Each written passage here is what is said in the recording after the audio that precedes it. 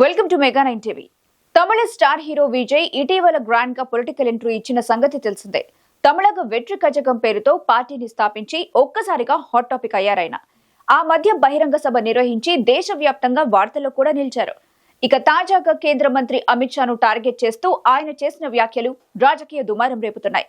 దేశ రాజకీయాల్లో సైతం అవి అగ్గిరాజేస్తున్నాయి. తమిళ సూపర్ స్టార్ తలపతి విజయ్ ఆ రాష్ట్రంలో పొలిటికల్ ఎంట్రీ ఇచ్చి ఒక్కసారిగా అందరినీ ఆశ్చర్యపరిచాడు. సినిమాల్లో పీక్ ఇమేజ్ సొంతం చేసుకున్న ఆయన అనూహ్యంగా మూవీస్ కి ఫుల్ స్టాప్ పెట్టి రాజకీయాల్లోకి అడుగుపెట్టారు.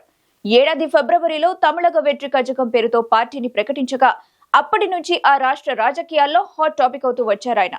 ఆ మధ్య నిర్వహించిన పార్టీ బహిరంగ సభకు లక్షల సంఖ్యలో ప్రజలు హాజరు కావటం, తొలి సభలోనే విజయ్ పవర్ఫుల్ స్పీచ్ తో అందరినీ ఆకట్టుకోవడం వంటి అంశాలతో ఒక్కసారిగా అందరి చూపు తన వైపు తిప్పుకున్నాడు. ప్రస్తుతం క్షేత్రస్థాయిలో పార్టీని బలోపేతం చేయడంపై దృష్టి పెట్టిన ఆయన సమయం దొరికినప్పుడల్లా ప్రత్యర్థి నేతలపై ఓ రేంజ్ లో పొలిటికల్ డైలాగులు పేల్చుతుంటారు.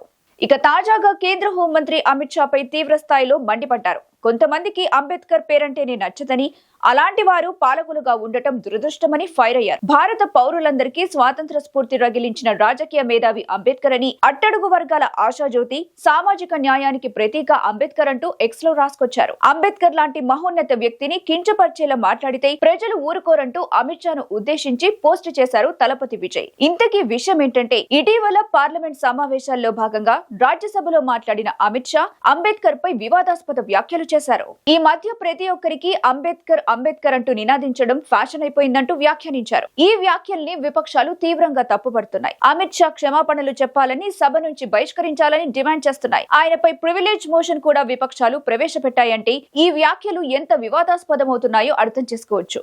అయితే తాను చేసిన వ్యాఖ్యలను విపక్షాలు వక్రీకరిస్తున్నాయని, అంబేద్కర్ పై కలలో కూడా తప్పుగా మాట్లాడానని అమిత్ షా క్లారిటీ ఇచ్చే ప్రయత్నం చేశారు. మొత్తానికి అమిత్ షా చేసిన వ్యాఖ్యలు దేశవ్యాప్తంగా ప్రకంపనలు సృష్టిస్తున్నాయి.